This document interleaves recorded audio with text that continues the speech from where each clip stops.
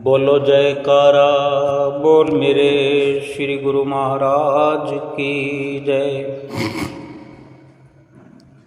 सभी गुरुमुख प्रेमियों से सब प्रेम, जय सच्चिदानंद। एक व्यक्ति किसी संत के पास गया, उनसे जाकर बोला,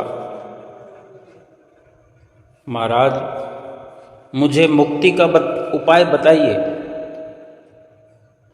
संत ने कहा कि शमशान में जाओ, कब्रिस्तान में जाओ, वहाँ जाकर खूब उन कब्रों को, यानी जिनकी कब्रें बनी है, उनको खूब गालियाँ सुनाओ, बहुत बुरा भला उनको कहो, फिर आओ। उस व्यक्ति ने ऐसा ही किया।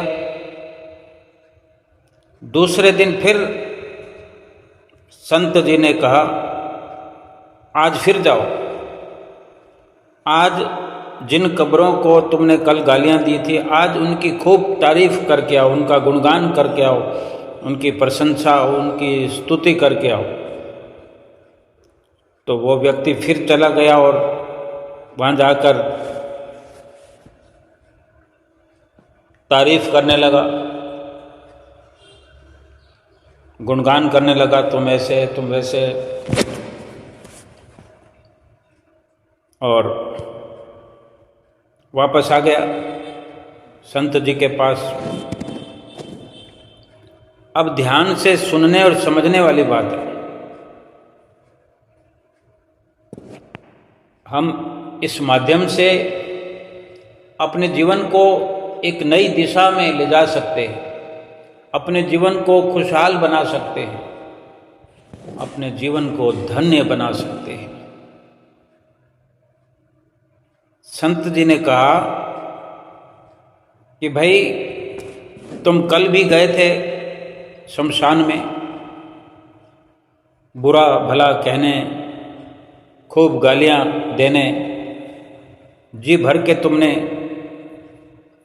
उनको बुरा भला किया होगा, निंदा की होगी, और अब तुम उनकी प्रशंसा करके आए हो, तारीफ करके आए हो, गुणगान गा के आए हो। तो वो व्यक्ति कहता, हाँ बिल्कुल ठीक कह रहे हैं आप। तो संत जी ने कहा कि ये बताओ, 2 दिन तुमने अलग अलग तरह से व्यवहार किया, किसी कब्र ने तुम्हें कुछ बदले में जवाब दिया कि भाई तुम हमारी बुराई क्यों कर रहे हो, हमें गालियां क्यों निकाल रहे हो, बुरा भला क्यों कह रहे हो?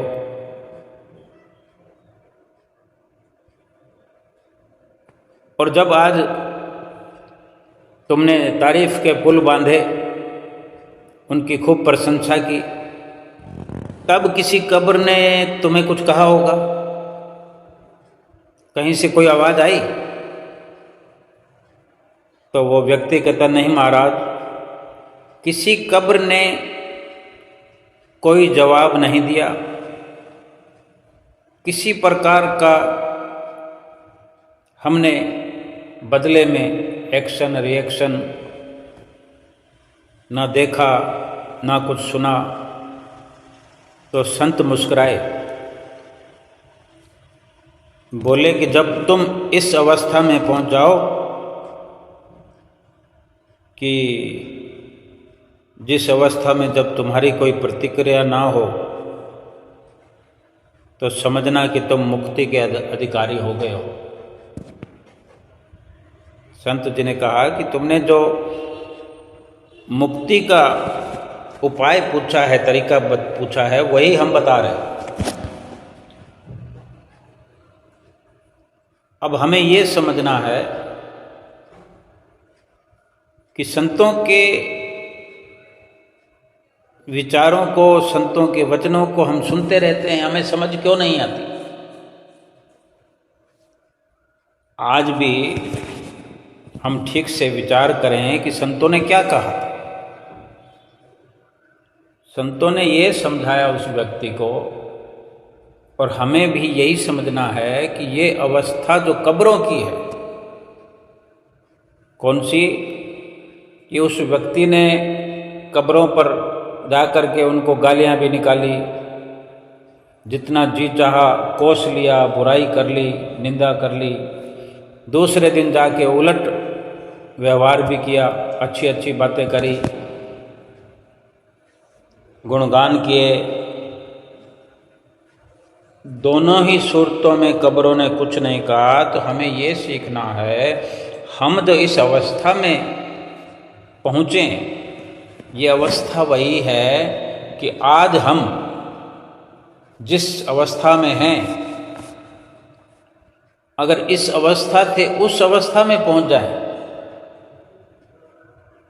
कि हमें कोई कभी तो बुरा भला कहता है, कभी हमें कोई गालियां भी निकालते हैं, हमारे अवगुण भी देखते हैं, हमारी बुराई करते हैं, लेकिन क्या हम सहन कर पाते हैं?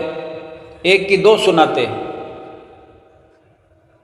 क्रोधित हो जाते हैं, विचलित हो जाते हैं, आंखें निकालने लगते हैं। और जब तारीफ करते हैं कोई हमारी, झूठी भी तारीफ कर रहा हो, अगर हमने कोई भजन गा दिया हो और कोई कह दे कि वाह वाह वाह वाह वाह वाह, और हम ये भी जानते हो कि हमसे अच्छे अच्छे कलाकार वहाँ उपस्थित हैं और हम तो किसी गिनती भी में नहीं आते। एक बार ये लगता भी है कि हमारी बिना किसी कारण ही तारीफ की जा रही है, इस तारीफ के काबिल तो हम हैं ही नहीं। फिर भी हम उस तारीफ को सच्चा जान करके खुश होने लगते हैं, उछलने लगते हैं, किसी किसी को कह भी देते हैं कि आज हमारी बड़ी तारीफ हुई, लोग प्रसन्न हुए हम पर। अगर सच्ची तारीफ भी कोई करता हो और हम खुशी मना रहे हो, उछल रहे हो, तो महापुरुषों का ये इशारा है कि हम उन कब्रों की अवस्था में जब आएंगे, उसका सीधा मतलब यही है कि ना तो हमारी कोई बुराई करे तब हमें दुखी होना है, ना उनको पलट कर जवाब देना है, ना कोई हमारी तारीफ कर रहे उसके बदले में हमें खुश होने की ज़रूरत है, या धन्यवाद, थैंक यू, इस प्रकार हम कह देते हैं। जैसे कोई हमारी तारीफ कहता है कि वाह वाह वाह वाह वाह वाह, आपने ये बहुत अच्छा किया, तो हम कहते हैं धन्यवाद। तो हमें दोनों ही सूरतों में गुमसुम होकर रहना, शांत, ना तो किसी बुराई करने वाले को पलट के जवाब देना है और ना ही तारीफ करने वालों की जो उनकी इस प्रकार तारीफ करने पर ना हमें उनका अधिक असर अपने पे आने देना। दोनों ही सूरतों में सम दृष्टा शांत चित्त एकाग्र, अगर उनका धन्यवाद भी करना है, बेशक धन्यवाद करें, चाहे कोई झूठी तारीफ कर रहा है या सच्ची तारीफ कर रहा है, हमारे कान तो सुन रहे हैं। अगर कुछ कहना भी है तो हाथ जोड़ दीजिए, शुक्रिया भी कर दीजिए, लेकिन नाचने कूदने की जरूरत नहीं है, मुँह मियाँ मिट्ठू बनने की जरूरत नहीं है। हमारे भीतर से जो असलियत जिसको हम जानते हैं, उसको समझने की ज़रूरत है, उस असलियत को उजागर करने की ज़रूरत है कि हम ना उस स्थिति में बोले ना उस स्थिति में बोले। तब यूँ समझो कि हम ना अच्छे में ना बुरे में, इन दोनों से ऊपर उठ गए, हम वहाँ हैं ही नहीं। हमें कोई गालियाँ दे रहा है तो हम वहाँ पर नहीं हैं, कोई तारीफ़ कर रहा है तो हम वहाँ नहीं हैं, वहाँ शरीर हमारा बुत बन के खड़ा रहे, अपनी सुरति को उसमें नहीं उलझाना है। जैसे भगवान के भक्त, सतगुरु के सेवक एक ही भाषा जानते हैं, ना खुशी अच्छी है ना मलाल अच्छा है, जिस हाल में प्रभु रखें वही हाल अच्छा है। ना तो दुख मनाने की जरूरत है, ना खुशियां मनाने की जरूरत है, ना दुख में विचलित होने की जरूरत है, ना खुशी में उछलने की जरूरत है। जो भी कंडीशन है, जो भी अवस्था है, उसको स्वीकार करना, प्रभु का प्रसाद समझ के स्वीकार कर लो, अपना प्रारब्ध कर्म समझ के स्वीकार कर लो, हिसाब किताब समझ के ही सही कर दो हिसाब किताब, क्योंकि हिसाब किताब तो चुकता करने पड़ते हैं। किसी से उधार लेकर आएंगे, नगद रुपया उधार लेकर आएँ या कोई सामान उधार लेकर आएँ, खाने पीने की वस्तु हो, कोई भी चीज़ हो, चुकता करना पड़ेगा कि नहीं, उसका पैसा चुकाना पड़ेगा कि नहीं। तो समझ लो कि स्वीकार करेंगे तभी चुकता कर पाएंगे। चाहे अच्छा हो बुरा हो, उसका चुकता तो करना ही पड़ता है, हमारा ही है, किसी दूसरे का थोड़ी हम भुगतान कर रहे हैं। आज चलते हुए दुख आ जाता है, चलते ही कोई खुशी भी आ जाती है, दुख में रोने खड़े हो जाते हैं, खुशी में नाचने लग जाते हैं। ये उलझन है माया की, ये दलदल है माया की, जिसमें हम फंसे हुए हैं। जब तक उसमें फंसे रहेंगे, सुख में दुख में, तो मुक्ति का कहीं किसी स्तर पर रास्ता बनता ही नहीं है। जब दोनों से ही हमारा ध्यान हट जाए, हमारी सुरती, हमारी तवज्जो हट जाए। भाई गाने वाले गाते ना, सुख भी मुझे प्यारे हैं, दुख भी मुझे प्यारे हैं, मैं छोड़ू किसे भगवन, दोनों ही तुम्हारे हैं। यानी सुरती हमारी भगवान में लगी हो, भगवान के चरणों में लगी हो, उसके नाम में लगी हो, तो दुख भी आनंदमयी लगता है कि मैं उस दुख को कैसे छोड़ दूं जो आपकी तरफ से प्रसाद बनकर मेरे जीवन में आया है, मेरी झोली में आया है। एक बार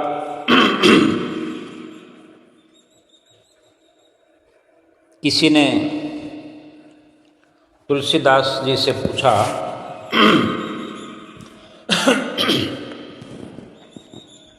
कि कभी कभी क्या है, भक्ति से मन उचाट हो जाता है। ये भक्ति करने वाला पूछ रहा है, भक्ति करने वाला ना होगा तो वो भक्ति की बात क्यों करेगा। एक भक्ति करने वाला अपने मन में आए हुए विचार का समाधान करने के लिए संत तुलसीदास जी से पूछता है। तुलसीदास जी महाराज जी के समय की बात है कि कभी कभी भक्ति से मन उचाट होता है, ध्यान लगाने का दिल नहीं कर रहा है, भजन सुमरन में बैठने का दिल नहीं कर रहा है,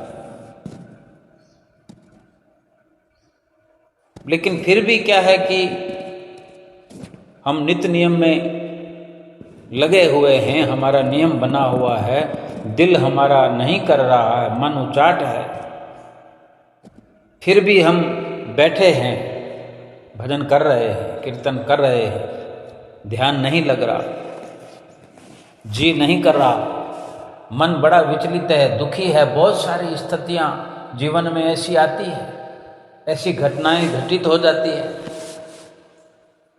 जहां हम भजन सुमरन कर रहे हैं बैठ के, अपने घर में बैठे हैं, मंदिर में बैठे हैं, गुरुद्वारे में बैठे हैं। अब हम सतगुरु के शिष्य हैं तो फिर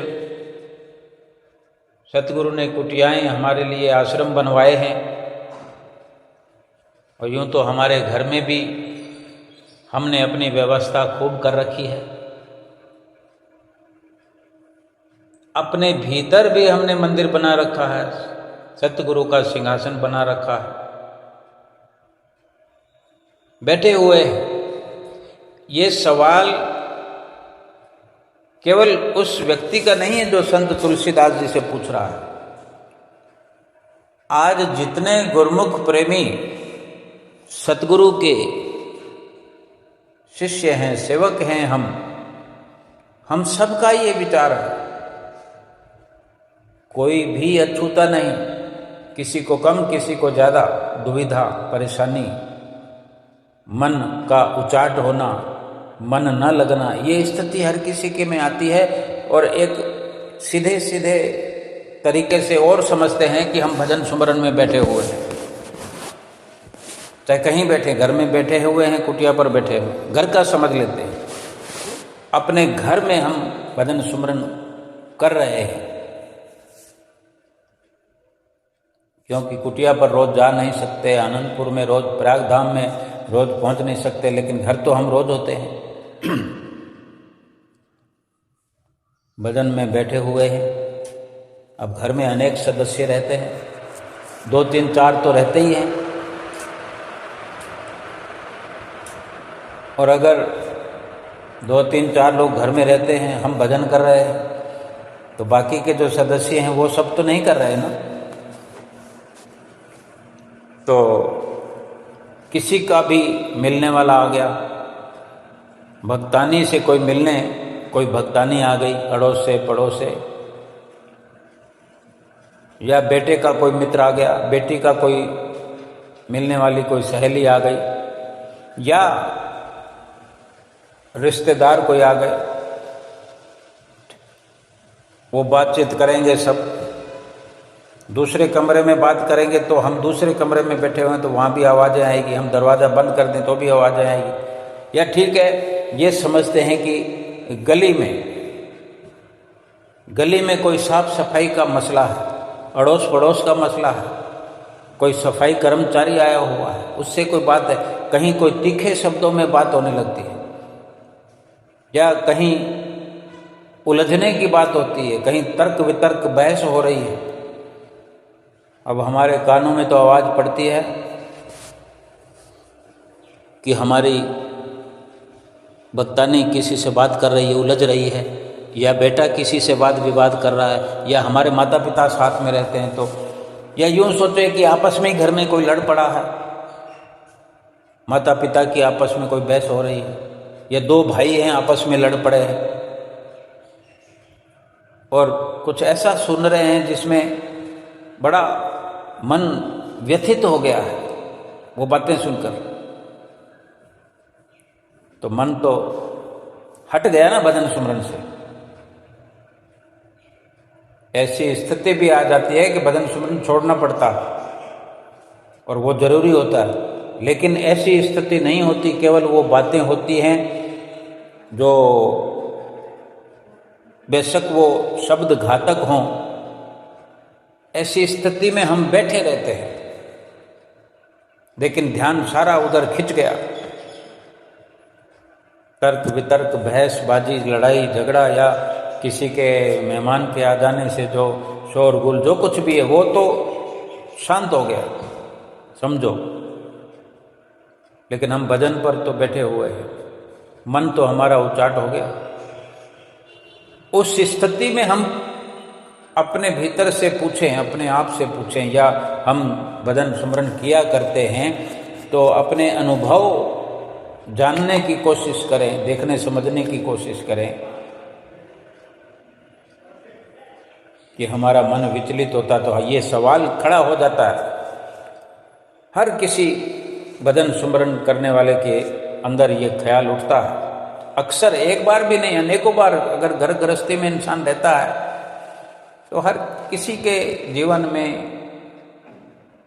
या यूं समझ लें कि हम भजन सुमरन से पहले ही वाद विवाद के घेरे में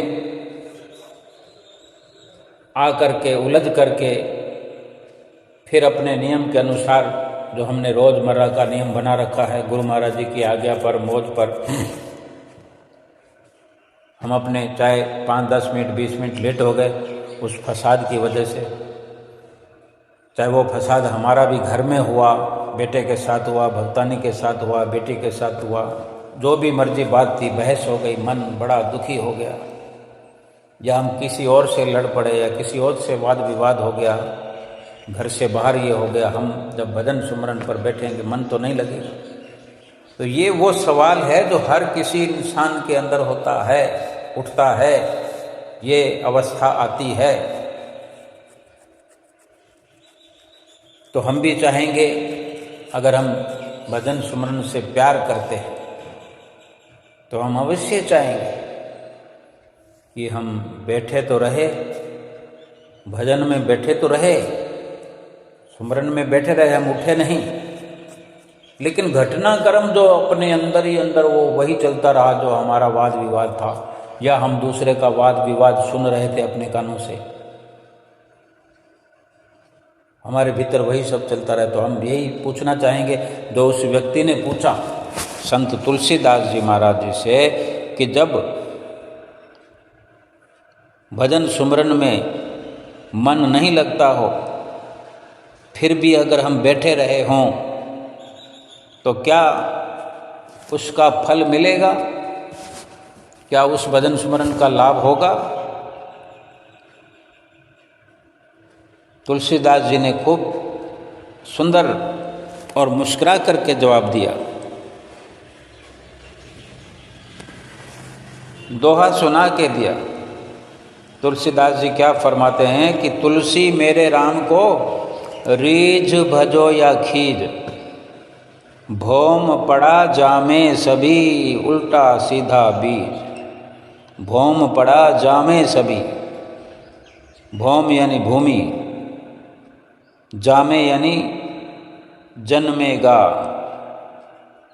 भूमि के अंदर गिरा हुआ, पड़ा हुआ, दबा हुआ जो बीज है वो जरूर उपजेगा। तुलसी मेरे राम को रीझ भजो या खीज, उसको प्रेम से रीझ करके, प्रसन्न होकर के उसका सुमरन करो, या क्रोध में या विवादों के घेरे में घिरे हो करके उसको याद करो। सोचो, अगर भजन सुमरन में बैठे हुए हैं, चाहे कितना ही मन उचाट हो, वाद विवाद हो, हम किसी से लड़ झगड़ करके आए हों, या घर में वाद विवाद हुआ हो, तर्क वितर्क हुआ हो, बहस हुई हो, अक्सर ऐसा होता है। जो गुरुमुख प्रेमियों, जीवन में हर किसी के साथ अपने कर्मों का खेल तो लगा हुआ है, चाहे कोई माता हो या भ्राता हो, बहन हो, भाई हो, जितने भी संसार में गुरुमुख हैं, प्रेमी हैं, सबको हाथ जोड़ के वंदन करता हूँ। जो श्री गुरु महाराज जी से प्रेम करते हैं, उनके दिए हुए नाम और सुमरन से लगाव रखते हैं, विवाद तो चलता रहेगा, ये स्थितियां बनती रहेंगी, ये दुखों के बादल मंडराते रहेंगे, बरस करके थक जाएंगे, चले जाएंगे। कभी कोई बारिश, कभी कोई बरसात, चाहे बाढ़ भी लाकर रख दे, लेकिन उसको शांत तो होना ही पड़ेगा। अब घर में कोई मेरी बहन, कोई माता भजन स्मरण करने की शौकीन है, ऐसे अनेक अनेक ऐसी माताएं हैं, ऐसी बहनें हैं, छोटी छोटी उम्र में भी ऐसे बड़ी तादाद में बहनें हैं, बच्चियां हैं, जो श्री गुरु महाराज जी से अथाह अथाह प्यार करने वाली है, भजन सुमरन में अधिक रुचि रखने वाली है। अब हम सोचे कि कहीं भगत जी हैं जो बड़ा प्यार करते हैं गुरु महाराज जी से नाम में, सुमरन में, लेकिन ये दुविधा वहाँ अधिक खड़ी होती है कि जहाँ एक व्यक्ति, चाहे स्त्री या पुरुष, कहीं पर पुरुषों में अधिकता है, कहीं पर स्त्रियों में अधिकता है भजन सुमरन करने में, बाकी फिर अपोजिट है। अगर भगत जी करते हैं, भक्तानी नहीं करती, तो घर के किसी मसले पर थोड़ा वाद विवाद होता है तो फिर सवाल इस पर खड़ा कर देते हैं कि तुम्हारी ये भक्ति है। भगत जी कह देंगे भक्तानी को कि यही भक्ति करते हो, भजन सुमरन में यही सीखते हो, ऐसे जवाब देते हो। भक्तानी भक्त को बोल देगी, भगत भक्तानी को बोल देगी। अव्वल तो ऐसी अशुद्ध भाषा का, शब्दों का प्रयोग ना करें। अगर कोई भजन सुमरन करता है, उसका विरोध दूसरा पक्ष कभी ना करे, बल्कि अगर कोई नहीं कर पाता है तो कम से कम भजन सुमरन करने वाले का सपोर्ट करे, सहयोग करे। बहुत सारा लाभ उसको मुफ्त में मिल जाएगा और हो सकता है आने वाले समय में जल्दी वो भी भजन सुमरन करने लग जाएगा। देखो, ये भी है कि संसार की धन दौलत कमाने में भी कहीं पुरुष आगे हैं, कहीं स्त्री आगे है, कहीं पुरुष बहुत कमज़ोर है तो वहाँ स्त्रियां घर चलाती है, और कहीं पुरुष घर चलाते हैं। वाह वाह, क्या बात है, स्त्रियां घर बैठकर राज करती हैं। तो ऐसा भी नहीं है कि वो बैठकर खाती हैं, अथाह काम करती है, बहुत काम करती हैं। सबका मान सम्मान करना, सबको खिलाना पिलाना, एक माता का अवतार है। बड़े बड़े शब्दों से नवाजा गया। हमें समझना इतना ही है कि पुरुष अगर, क्योंकि ये पुरुष प्रधान समाज है, पुरुष प्रधान देश भी कह सकते हैं, पुरुष प्रधान संसार भी कह सकते हैं। अभी युग बदल गया है, लेकिन फिर भी कितना, अभी तक औसतन तो पुरुष प्रधान ही है समाज। अगर पति कमा के लाता है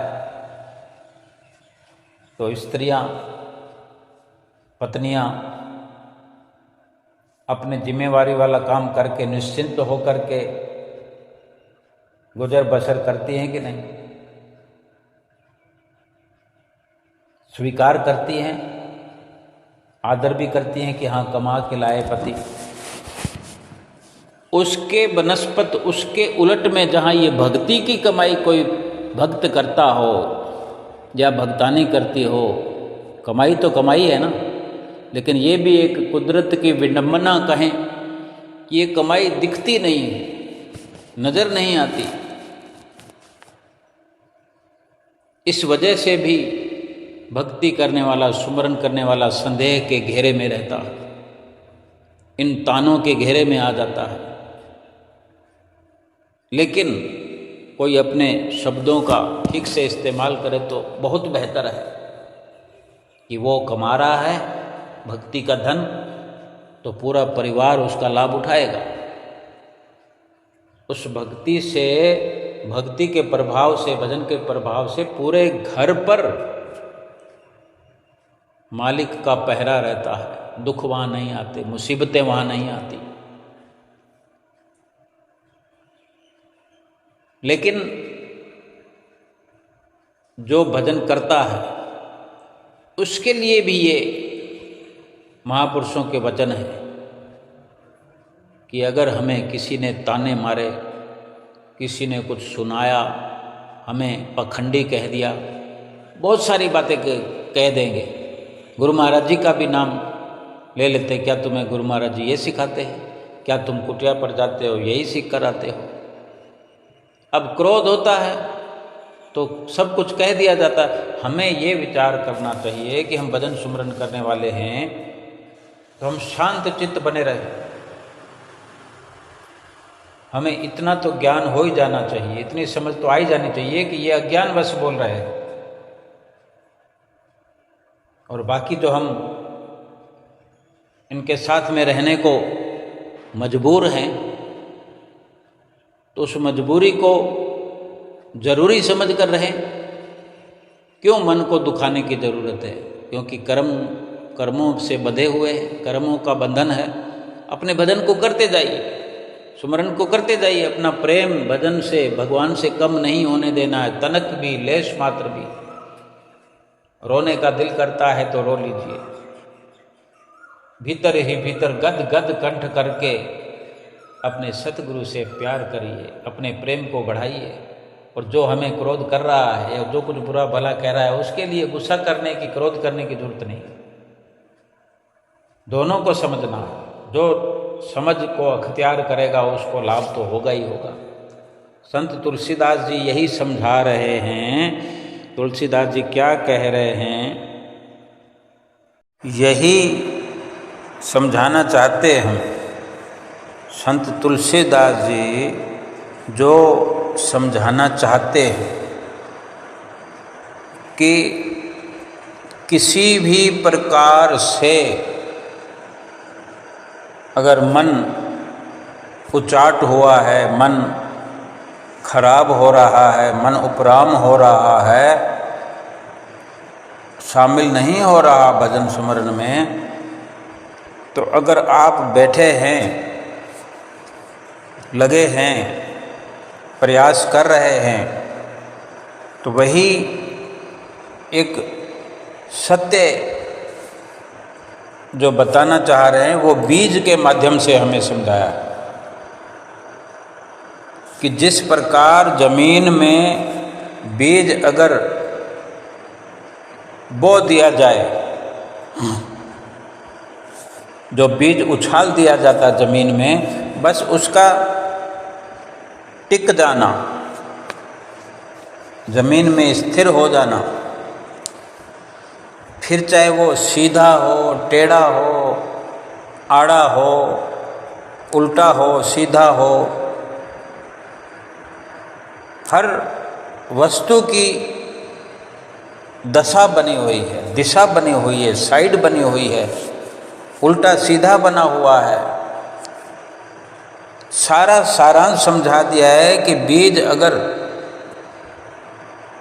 जमीन में पड़ गया है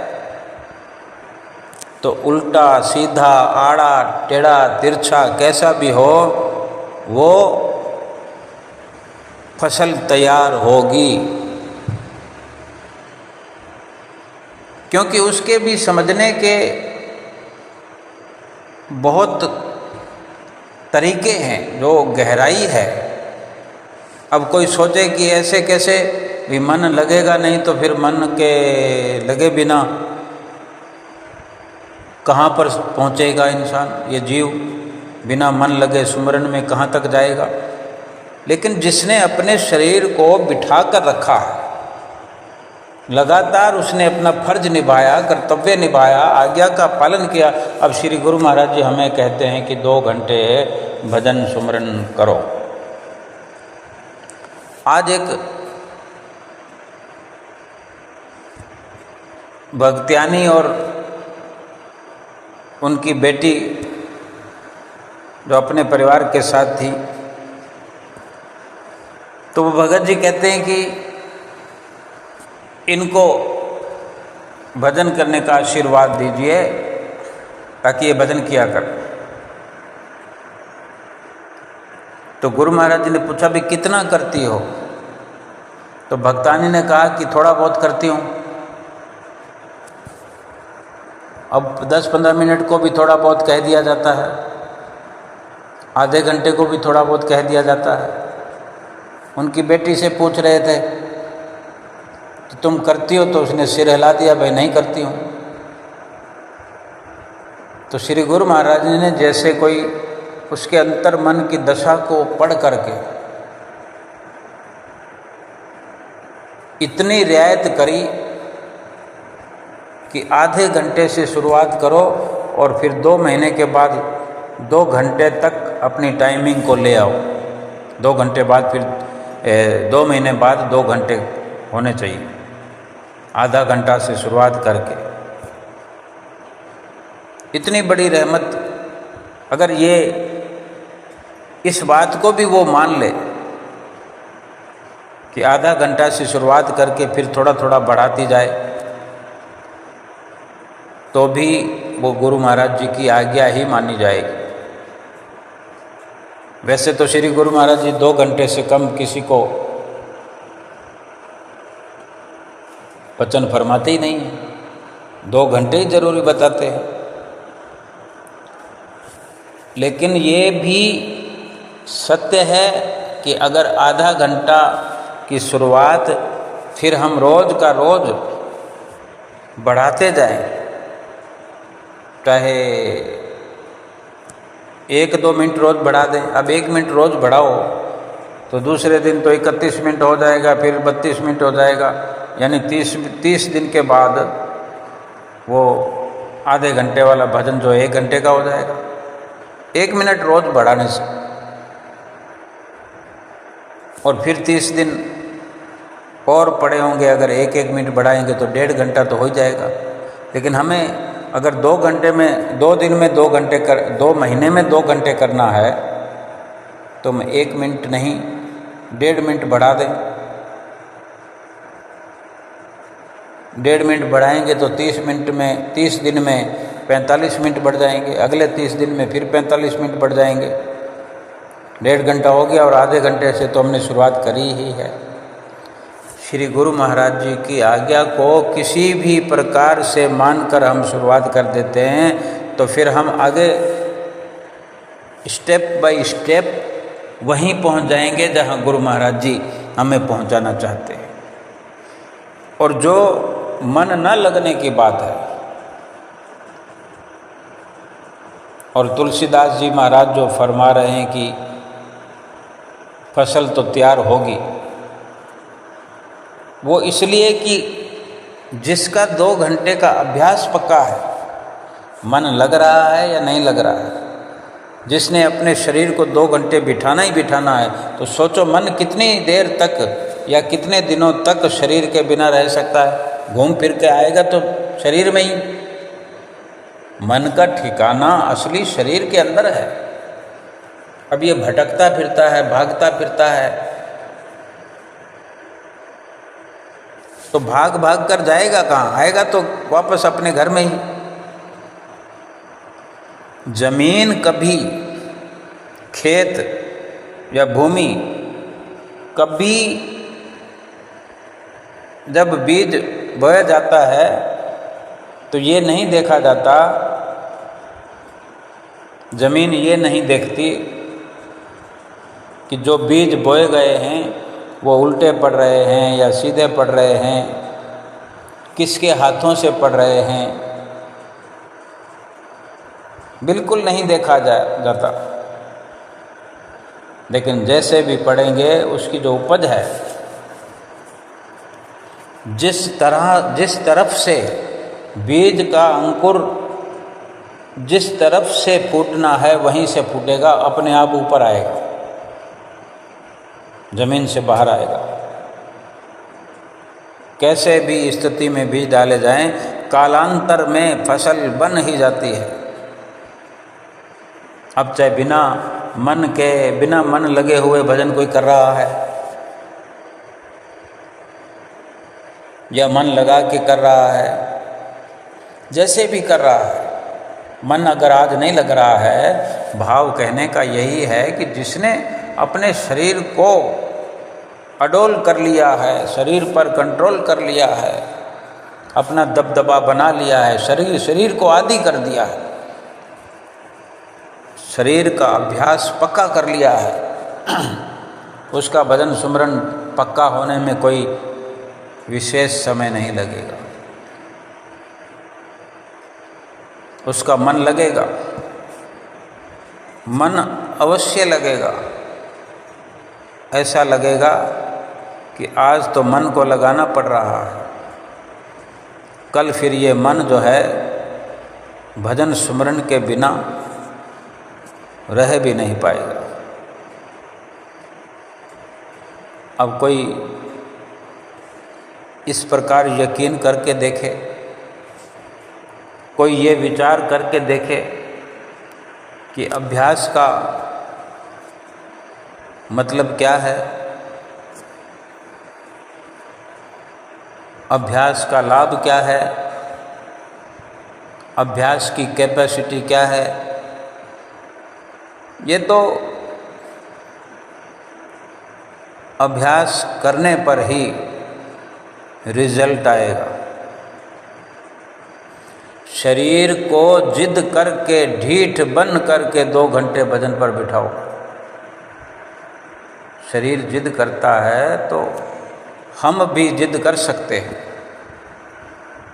जिद करो, शरीर को तो कम से कम बिठाओ, मन भी आ जाएगा लाइन पे। और एक वक्त ऐसा आएगा कि फिर यही मन, यही शरीर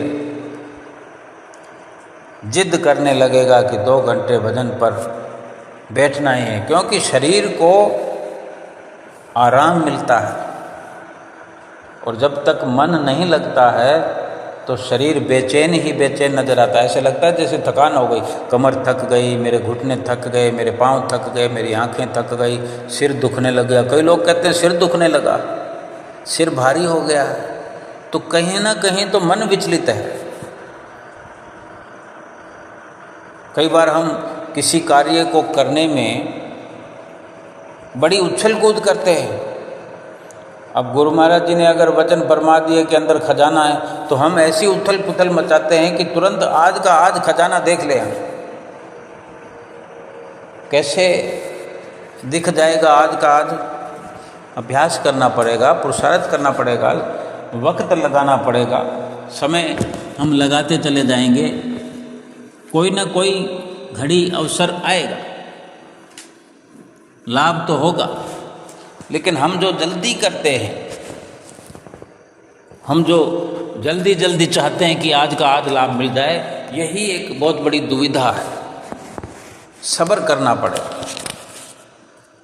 किसी भी कार्य को करने में समय तो लगता है, और हम चाहते हैं कि आज का आज फायदा हो, आज नहीं तो कल फायदा हो जाए, परसों फायदा हो जाए।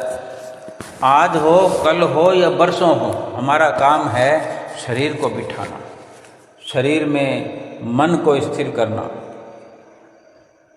जब इस अभ्यास में हम पक्के हो जाएंगे, फिर कितना देर लगेगी? फिर कोई अधिक समय नहीं लगेगा। वास्तव में भीतर खजाना रखा हुआ है, इसमें कोई संशय नहीं। लेकिन उस खजाने तक पहुंचने में वचनों को पूरी तरह से समझना और मानना। कोई खजाना ढूंढ के फिर भाग नहीं जाना है। ये अंतिम श्वास तक भजन सुमरन करने की हिदायत श्री गुरु महाराज जी की है। इसमें कोई लिमिट नहीं है कि 1 दिन में 2 दिन में इस तरीके से मन लगा लिया या इस तरीके से सफलता प्राप्त कर ली तो इसकी कोई लिमिट है कि भाई सप्ताह में होमवर्क पूरा कर लिया या 10 दिन में कर लिया या महीने में या 6 महीने में, साल में कर लिया, फिर उसके बाद में भजन सुमरन करने की ज़रूरत नहीं है। हर पल ज़रूरत है, हर श्वास ज़रूरत है, अंतिम श्वास तक ज़रूरत है।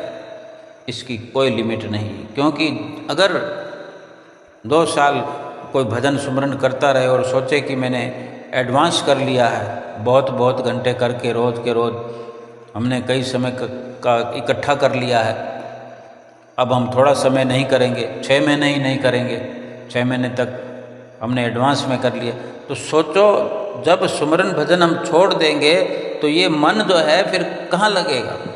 सुमरन भजन से तो हमने मन को हटा दिया, फिर कहीं तो उसको लगने के लिए ठिकाना चाहिए, जगह चाहिए। अगर भक्ति से हमने मन को हटा लिया तो माया में जाकर लग जाएगा। जितना भी एडवांस भजन किया हुआ है, जो कुछ मर्जी किया हुआ है, सब का सब मिट्टी में मिला देगा। गुरुमुख प्रेमियों, विचार करने की बात है, क्योंकि हम कितना भजन भी कर लें, लेकिन जो गुरु महाराज जी दिखाना चाहते हैं वो अनमोल है, वो अनलिमिटेड है। दर पर खड़ा हूं मैं बनकर सवाली, बहुत दूर मंजिल झोली है खाली, दिखा दो कृपा से छिपा हुआ खजाना। ये प्रेमी पुकार करते हैं कि सतगुरु तेरे दर पे खड़ा हूँ, सवाली बन करके आया हूँ। सवाल है मेरा, ये मेरा विचार है, ये मेरा प्रश्न है, या ये मेरी मांग है, ये मेरी ज़रूरत है। दया करो कि जो मंजिल है वो बहुत दूर है। ये भजन सुमरन करने में हम ये विचार करते हुए भजन सुमरन करें कि जो भजन सुमरन की जो सफलता है सही मायने में, वो मंजिल, वो मकसूद जो है बहुत दूर है, और अब तक भी मेरी झोली खाली है। कहते हैं ना, सुमरन करते हैं लेकिन कुछ होता नहीं, कुछ दिखता नहीं, कुछ प्राप्त नहीं होता। तो वो लगातार सतगुरु से फरियाद करने वाली बात है कि जो छिपा हुआ खजाना है भीतर, वो कृपा करके आप दिखाइए, क्योंकि ये सतगुरु की रहमत के बिना हो नहीं सकता। लेकिन आज्ञा के दायरे में चलते हुए, अपने 2 घंटे को पूरा करते हुए, और ये भीतर ही भीतर सतगुरु से मांग करते रहें, फरियाद करते रहें, और जब सामने जाने का अवसर मिले, नज़दीक पहुंचने का अवसर मिले, बातचीत करने का, पूछने का अवसर मिले, तो ये पूछें, ये विनती करें, दिखा दो कृपा से छिपा वो खजाना। तेरे दम बदम से मेरी जिंदगी है, कि रहमत से तेरी मेरी बंदगी है। प्रभु दास की गलतियों पर न जाना, मैं सेवक हूँ नहीं हूँ बेगाना। अपने आप को खुद भी सतगुरु से बेगाना ना समझें, और सतगुरु के आगे फरियाद भी करें कि ये प्रभु, मैं आपका अपना ही हूँ, मुझे बेगाना ना करो। बड़े भागों से जो आपका साथ मिला है मुझे, आपका कृपा भरा हाथ मिला है मुझे, ये प्रभु मेरा हाथ छोड़ना नहीं, मेरा हाथ छूटे नहीं आपसे। कब तक? कि जब तक मेरा संसार में आना जाना छूट ना जाए, मैं जन्म मरण से मुक्त ना हो जाऊं, जन्म मरण से बरी ना हो जाऊं, मेरा हाथ पकड़ के रहना सद्गुरु। और जब मैं सफल हो जाऊं, फिर तो हाथ पकड़ना और छुड़ाना सब प्रकार से हम मुक्त हो गए। जब हम रहे ही नहीं, फिर क्या हाथ पकड़ना और थामना, क्योंकि सतगुरु के साथ हम तो एक हो जाएंगे, हमारा मिलन हो जाएगा। फिर कोई न कहने वाला है न सुनने वाला, क्योंकि ज्योत में ज्योत समा जाएगी, आत्मा परमात्मा का मिलन हो जाएगा। और यही हमारे सतगुरु चाहते हैं, और यही वो रात और दिन प्रयास करते हैं, यही उनका इशारा है। और हर वक्त सतगुरु से मांग करते चलें, मेरे दिल में भर दो प्रभु ऐसी भक्ति, चलो मैं उधर हो जिधर तेरी मर्जी, मीठा लगे मुझको प्रभु तेरा भाणा। ऐसा कहते भी रहें, ऐसा अमल भी करते रहें, सफलता मिल जाएगी, जीवन सफल हो जाएगा। लोक परलोक संवर जाएगा। बोलो जयकारा बोल मेरे श्री गुरु महाराज की जय।